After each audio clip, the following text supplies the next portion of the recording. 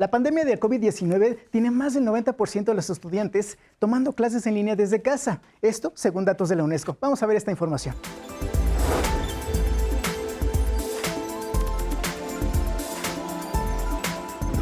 Derivado de la contingencia sanitaria a causa del virus SARS-CoV-2 COVID-19, todas las actividades tal cual las conocíamos han sufrido un cambio radical, pues distintos gobiernos a nivel mundial han declarado un estado de emergencia que implica el cese de todas las actividades económicas no esenciales. Desde luego, también se suspendieron las actividades educativas y sociales, que demandarán la concentración de personas en espacios reducidos, es decir, espacios para el esparcimiento y desde luego centros escolares. Lo más importante es estar consciente de que el proceso de aprendizaje de los niños y niñas tendrán variables biológicas, psicológicas y sociales, que también afectarán su desempeño escolar. La vida cotidiana que conocíamos no volverá por un tiempo y debemos adaptarnos a la nueva normalidad para cuidar nuestra salud.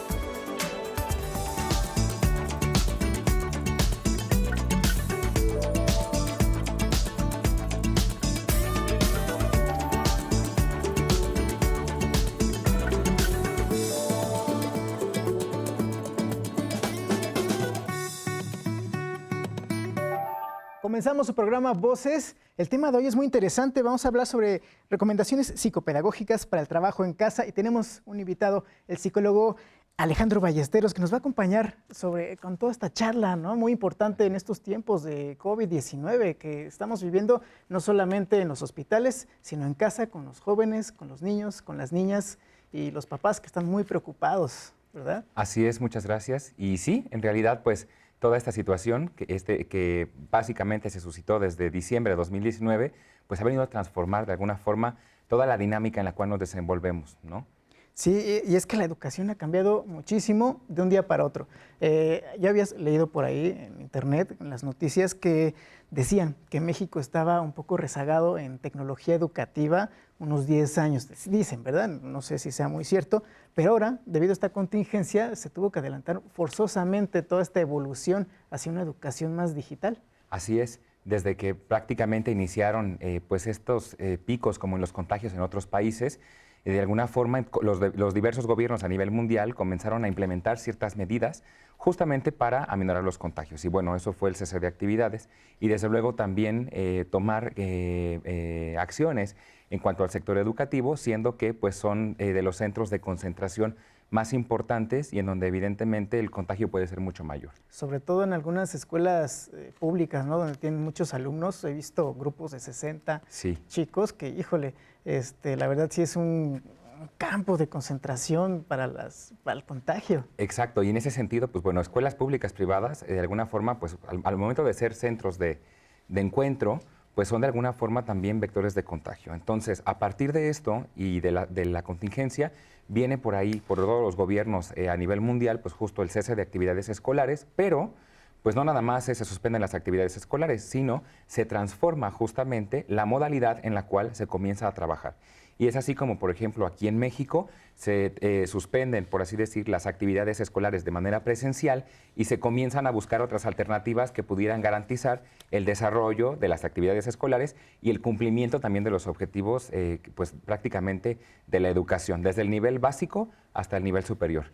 Y esto supone un gran reto, ¿no?, para la educación en México. Desde luego, porque como ya lo comentaste, ciertamente, si de por sí estamos todavía muy basados en un sistema educativo muy tradicional, en donde regularmente el alumno atiende la clase o va a la clase, se sienta, escucha al profesor, hace las actividades que el profesor le comenta, ¿no? Y hay problemas, pues ahora imagínate que en el día de la noche a la mañana, ¿no?, de un día a otro, el estudiante va a casa y va a casa con las instrucciones de qué es lo que tiene que hacer y de repente, pues bueno, esta modalidad a la que él estaba muy acostumbrado de ir y que alguien más le diga qué hacer y ahora va a casa y no hay quien lo oriente, pues sí, representa un grande reto para el alumno o para el estudiante y también para el docente. ¿De acuerdo? Y también para los padres, ¿no? También lo comentábamos hace rato, los padres ahora sí saben que es un trabajo docente y ahora tienen que aplicarse también con los chicos, con los chavos. Y en efecto, como lo comentas, pues sí, para los docentes, ¿no? De repente va a ser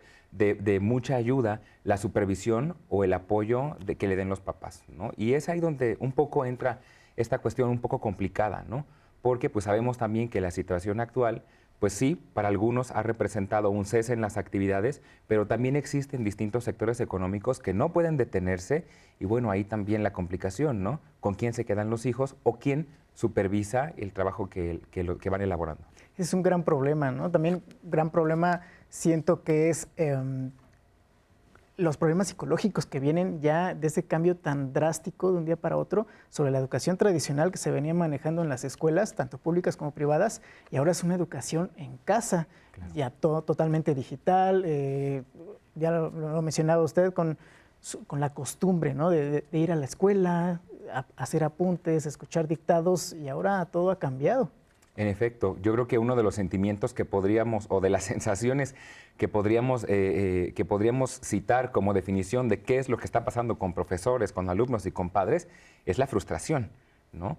Porque de repente, pues, muchos fueron como, actividades, y haz esto, y haz lo otro, y haz lo otro, y materiales, y de repente, tanto el niño, como el papá, como el profesor, llega un momento en donde no se dan abasto, ¿de acuerdo? Entonces, justamente por eso, lo que se ha buscado desde el sector educativo es tratar de elaborar una estrategia perfectamente bien armada en donde los tres puedan de alguna forma desarrollar actividades que no demanden más del tiempo y que tampoco se sobreexplote o se sobreestimule tanto a los estudiantes como también al trabajo que pueden realizar los papás, como el trabajo que realizan los maestros. Fíjese que he platicado con varios estudiantes universitarios y hay muchas quejas al respecto porque decían, no, antes íbamos a la escuela, a la universidad, llegábamos, teníamos un horario de 8 de la mañana a 10 de la mañana, sonaba la campana y nos íbamos, ¿no? A nuestra torta, nuestro almuerzo, y ahora parecería que es un poco más sencillo ser online, pero no, al contrario, ahora hay muchas quejas de que sienten los estudiantes que es más pesado el trabajo, hay más carga, claro, tanto para ellos como para los profesores. Y en efecto, tiene que ver un poco con lo que hablábamos. Estamos muy acostumbrados todavía a un sistema educativo tradicional y cuando pasamos a un sistema educativo virtual o a distancia, ¿sí? Pues es esencial que el estudiante o que la persona, ya sea el estudiante o el profesor, sean extremadamente responsables, extremadamente organizados y autodidactas, que yo creo que es algo en lo que más a lo mejor estamos fallando. Muy interesante el tema, ahorita seguimos platicando, vamos a un corte y regresamos, estamos en Voces. ¿Sabías que los cambios en nuestras actividades cotidianas y el aislamiento representan un factor de riesgo psicosocial, pues algunas personas pueden desencadenar trastornos de ansiedad o estrés?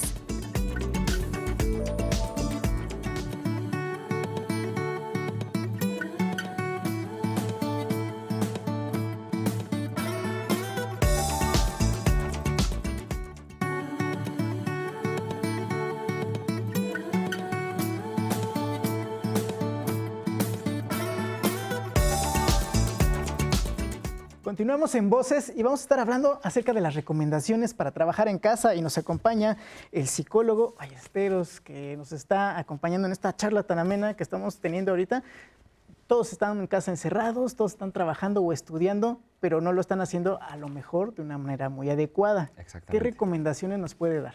En ese sentido, lo que hay que buscar es que el trabajo en casa, o bueno, también el trabajo educativo en casa, sea favorable para todos, ¿no?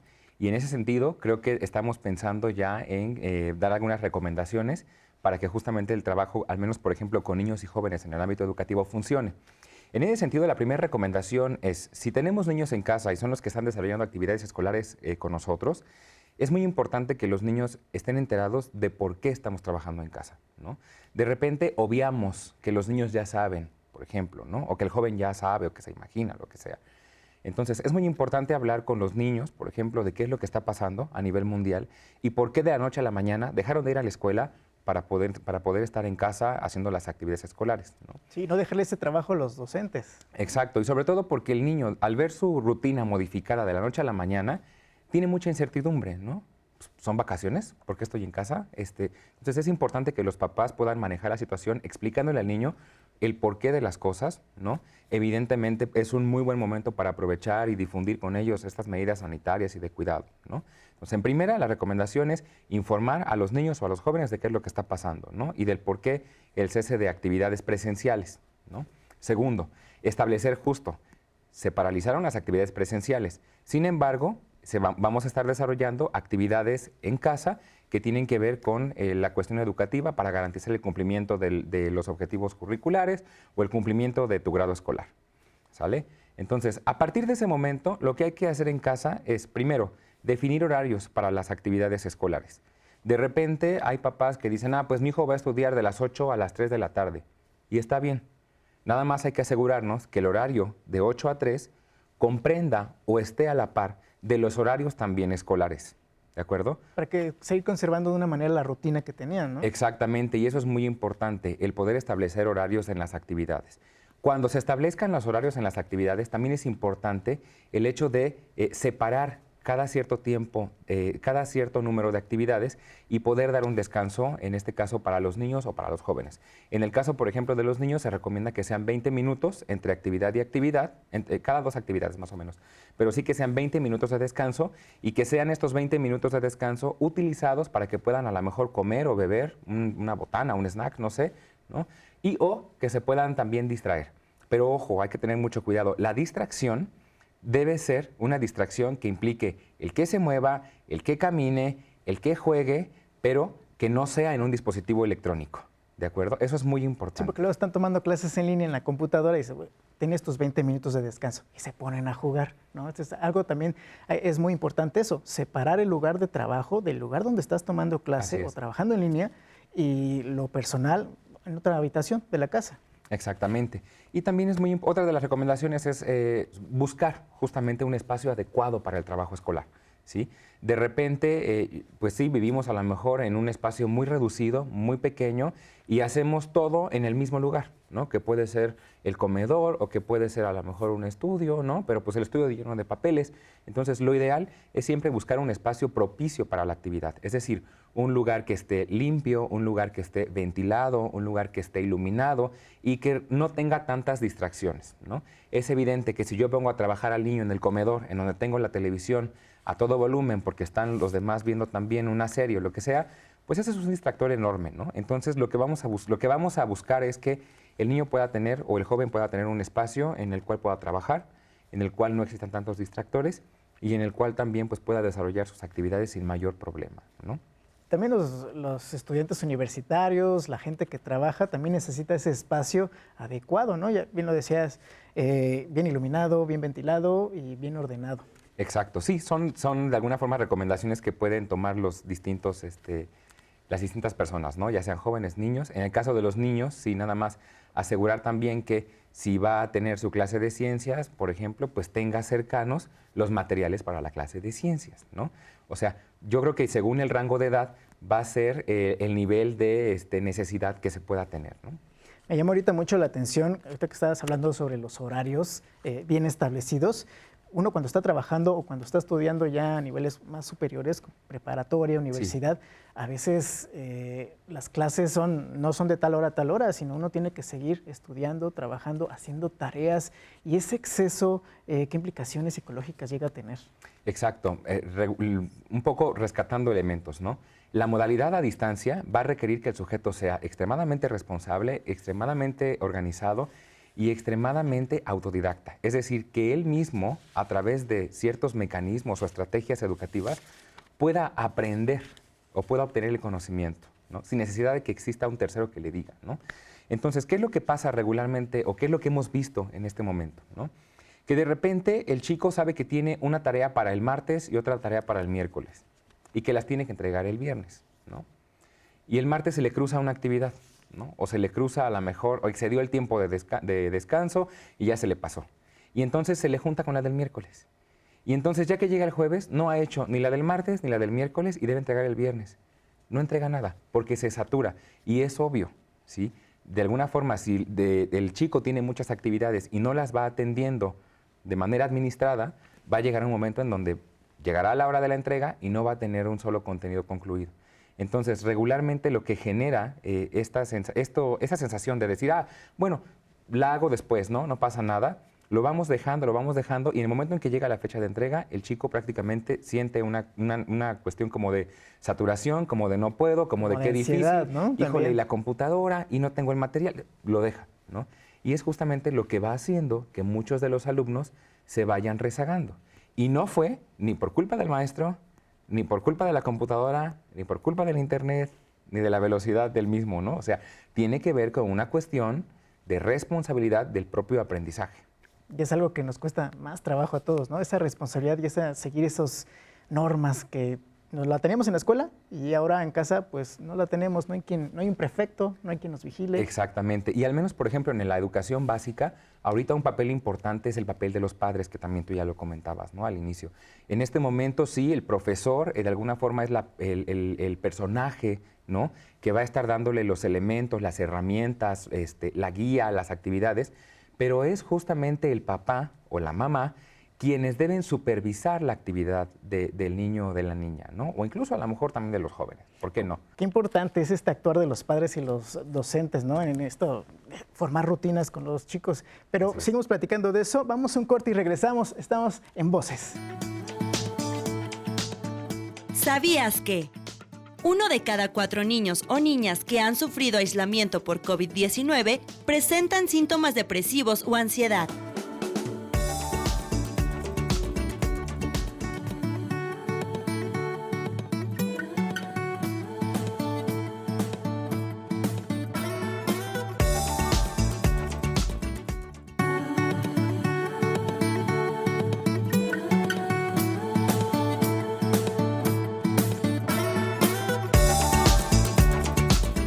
Continuamos en Voces y estamos hablando de varias recomendaciones psicopedagógicas. Ahora que todos los chicos están estudiando en casa, tienen clases virtuales, pero ¿qué tal si en medio de la clase abren el Facebook, abren sus redes sociales porque el maestro les dijo, oigan, podemos aprender aquí, tenemos un grupo de la clase donde podemos compartir contenido educativo, didáctico, pero pues yo creo que es un arma de doble filo, ¿no? Así es, bueno, en el contexto educativo representa un distractor tremendo, porque es prácticamente abrir toda una caja en donde hay amigos, fotografías, videos, información, ¿no? Existe una sobreestimulación enorme a la persona. Entonces, lo ideal, por ejemplo, si se tiene a lo mejor trabajo con niños o niñas en casa y se van a utilizar las redes sociales para ese trabajo, para el desarrollo de las actividades, es imprescindible que alguien la supervise. Y es imprescindible que alguien la supervise, no nada más en la cuestión del tiempo que el niño pasa en la red social, ¿no? Sino también de la información a la que de repente se expone el niño, la niña o el joven, ¿no? De alguna forma, si bien son redes sociales que facilitan la comunicación, también nos hemos dado cuenta que facilitan la desinformación, porque prácticamente publica quien tiene acceso a computadora e internet. Entonces, cuesta trabajo a veces el poder diferenciar si la información que existe ahí es fiable, es confiable, está validada y cuál no. Y, por ejemplo, creando un grupo de una clase donde se junten todos los alumnos y el profesor y ahí comparta contenido, ¿es viable? ¿Tiene sus ventajas a diferencia de otras plataformas? Tiene sus ventajas desde el momento en que se puede compartir información, ¿sí? Aquí yo creo que la cuestión es saber qué información sí se puede y qué información no se puede de alguna forma compartir, ¿no? En este caso, pues si vas a compartir una información, se tiene que ver que la información sea certera. ¿Cómo corroboramos que la información sea certera? Cuando sabemos quién la publica, cuando sabemos si existe alguna institución que respalda justamente esta información, ¿no? Básicamente es eso, ¿no? Pero sí es muy importante, más allá del contenido que pueda contener o que pueda tener la red social, es importante el tiempo que el estudiante o que el chico pasa frente a la red social. Por lo mismo, puede estar en el grupo de la clase, pero que no les dice que abre otra pestaña y está jugando, no sé, Candy Crush, ¿no? Que era un juego famoso hace algunos años. O que te dice que no está a lo mejor resolviendo la tarea, ¿sí? En conjunto con 3 o 4 compañeros más. Entonces, sí, en ese sentido, debemos supervisar un poquito la actividad que se tenga a través de redes sociales, ¿no? Y también ese es un gran reto, ahorita que lo mencionas, de abrir otra pestaña. En el momento que son las evaluaciones escolares, pues en la escuela estás a la vista del profesor y no puedes copiar, ¿no? Las preguntas en los exámenes, las respuestas. ¿Qué pasa ahora que son en línea donde ya tienes a la mano otra pestaña donde tienes San Google, como así le dicen, y puedes consultar las respuestas de los exámenes. ¿Qué tan válida ahora es la educación o estas evaluaciones en estos tiempos? Claro, ya existen algunos software especializados justamente para poder evaluar a distancia y poder asegurarnos de que no se consulta una fuente en la misma computadora, ¿no? Inclusive en estos momentos que algunas universidades llevan a cabo sus procesos de admisión, lo están haciendo en línea justamente para evitar la concentración de personas, y lo que hacen es justamente, ¿no? Les dan una liga de acceso a una evaluación que es también administrada por un software que impide justamente el que los chicos puedan abrir más pestañas, ¿no? en la misma computadora. Y de repente uno dice, en la misma computadora, entonces a lo mejor sacan el celular. Bueno, regularmente también lo que hacen es pedirle al estudiante que durante la resolución del examen abra su cámara para verificar o monitorear su actividad, que es lo mismo que debería hacerse con los niños, digo, en este caso no la cámara, sino los papás, ¿no? Más allá de decirles, mira, pues el maestro te dijo que ahí está la actividad, entonces hazla, ¿no? Y se va a dar el papá la vuelta o otras cosas. Es importante que prestemos atención a lo que hacen de repente los niños, ¿no? Las niñas. Ya ahorita nos estamos acostumbrando a este tipo de educación virtual, en línea, digital. Cuando lleguemos a la normalidad de nuevo, cuando reabran las escuelas y ya se empiecen a hacer clases presenciales, ¿qué va a pasar? La situación es un poco similar a cómo inicié, ¿no? Así como tuvimos que hablar con los niños, las chavas, las niñas, los jóvenes, los chavos, ¿no? Para explicarles por qué de la noche a la mañana habíamos pasado a la modalidad virtual, también tendremos que explicarles que esto de alguna forma va a pasar, ¿sí? Y vamos a tener que reincorporarnos a la actividad presencial, ¿sí? Sin embargo, yo creo que en este momento, si bien ha problematizado el paradigma de la educación, también ha dado grandes herramientas y también ha dado grandes aprendizajes para todos. Porque nos hemos dado cuenta que existen cosas para las cuales no necesariamente tenemos que ir a los centros educativos, que hay cosas que se pueden resolver o que se pueden trabajar también desde casa, ¿no? Sí es importante que tomemos en cuenta que, desafortunadamente, las condiciones que tenemos muchos de nosotros mexicanos son muy distintas, porque pues, mientras a lo mejor para una mayoría, imagino, es fácil el acceso a Internet, a una computadora, pues también hay personas que no tienen acceso ni a red, ni a computadora, ni siquiera a luz, ¿no? Entonces sí implica todo un paradigma y toda una necesidad de repensar el sistema educativo. Sí, hace muchos años, más de 50 años, aquí en México hubo una revolución educativa. Se creó la telesecundaria, que viene siendo prácticamente algo similar, ¿no? Este momento que estamos viviendo ahorita de la educación digital, ¿supone lo mismo? Sí, en el sentido en que volvemos a lo mismo. O sea, el papel central de la educación en este momento tiene que ver con la persona, ¿sí? Si la persona no aprende o no desarrolla estas habilidades de organización, de responsabilidad sobre el propio aprendizaje y todas esas herramientas para poder ser autodidacta, es decir, para poder generar el conocimiento a partir de sí mismo, pues de alguna forma sí vamos a quedarnos rezagados, ¿no? Entonces, yo creo que en este momento todas estas actividades que se realizan a distancia, lo que están propiciando justamente es que la persona aprenda justamente a aprender por sí misma, sin la necesidad imperante de que esté alguien diciéndole qué hacer y cómo hacerlo. Sí, a lo mejor en un primer momento le instruirá, ¿no? Mira, el procedimiento es este, aquí van estos materiales que te pueden servir, pero ya dependerá de la persona, uno, recordar o seguir el procedimiento, y dos, si consulta o no consulta las fuentes, ¿no? Y esa es una parte también importante de esto. También la clave es, ¿no?, la constancia en aprender a aprender bien. Y lo habías mencionado. Pues psicólogo Alejandro Ballesteros, muchas gracias por haber estado aquí con nosotros y tener esta charla que nos sirva a todos, porque ya estamos viendo unos cambios tremendos en nuestra sociedad. Muchas gracias. Al contrario, a ustedes. Gracias a todos ustedes, querida audiencia. Nos vemos la próxima emisión. Esto fue Voces.